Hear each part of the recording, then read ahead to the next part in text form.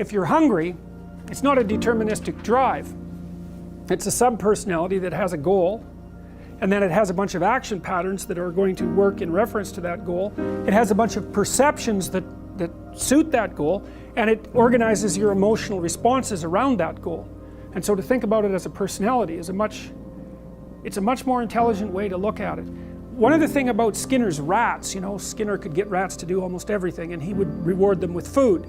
And so he had a simple rat model, but his rats were starved down to 75% of their normal body weight. So not only were they not social, gregarious rats like rats are, because they were isolated, they were genetically altered from wild rats, but they also weren't as complex as a real rat because they were starving. And so, but you know, a starving rat is a pretty good model of a rat, and a rat is a pretty good model of a person. But a lot of our models of simple behavioral learning were based on starving, isolated rats. So, anyways, how to think about motivation? We'll think about it from the hypothalamic perspective. So we could say one thing that motivation does is set goals. We could say that emotions track progress towards goals. And I'm going to use that schema even though it's not exactly right. So you say, well, motivation determines where you're going to aim. So if you're hungry, you're going to aim at something to eat. And then that will organize your perceptions so that you zero out everything that isn't relevant to that task, which is almost everything. You concentrate on those few things that are going to facilitate your movement forward. When you encounter those things, that produces positive emotion. As you move through the world towards your goal, and you see that things are laying themselves out that facilitate your movement forward, those things cause positive emotion. And if you encounter anything that gets in the way, then that produces negative emotion, and it can be like threat, because you're not supposed to encounter something that gets in the way. It can be anger, so that you move it away. It can be frustration, disappointment, grief. Those would, if you had a response that serious to an obstacle, it would probably punish the little motivated frame right out of existence. You know, so you walk downstairs and, I don't know, the contracting company has set a wrecking ball through your kitchen. It's like, that's going to be disappointing. You're not going to keep eating the peanut butter sandwich in the rubble. That little frame is going to get punished out of existence, and some new goal is going to pop up in its stead. And you know, one of the things we're going to try to sort out is how do you decide when you've encountered an obstacle that's so big that you should just quit and go do something else? Because that's not obvious.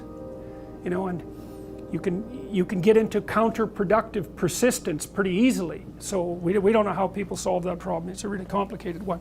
So anyways, we're going to work on that scenario. Your hypothalamus pops up micro goals that are directly relevant to biological survival.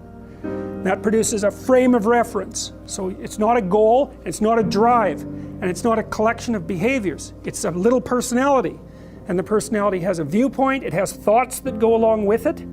It has perceptions, it has action tendencies, all of that. You can see this in addiction, most particularly. So one of the things that you find often with people who are alcoholic is they lie all the time. And that's because when they've built a little alcohol-dependent personality inside of themselves, or a big one, maybe it's 90% of their personality, and one of the things that consists of is all the rationalizations that they've used over the years to justify their addiction to themselves and to other people.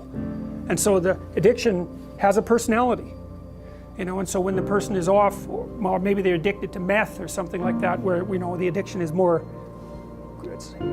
it's more short-term powerful than I would say than an alcohol addiction. They'll say anything, and the words are just tools used to get towards the goal. And if they happen to be deceptive, whatever, it doesn't matter.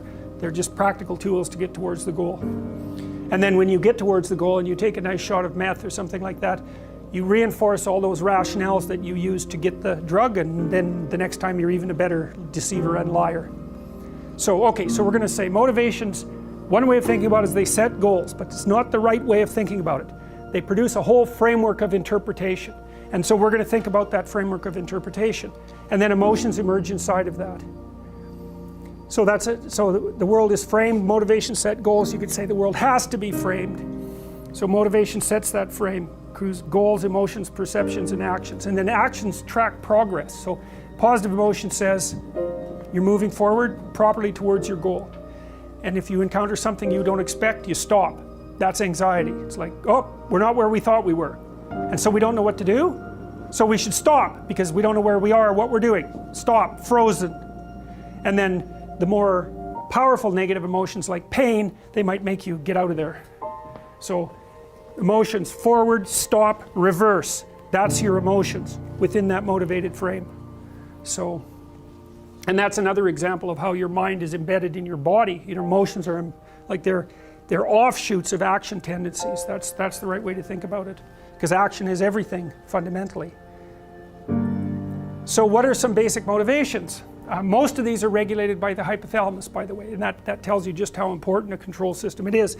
The other thing that's useful to know about the hypothalamus is that it has projections going up from it that are like tree trunks, and inhibitory projections coming down that are like grapevines. So you can kind of control your hypothalamus as long as it's not on too much, but if it's on in any serious way, it's like it wins.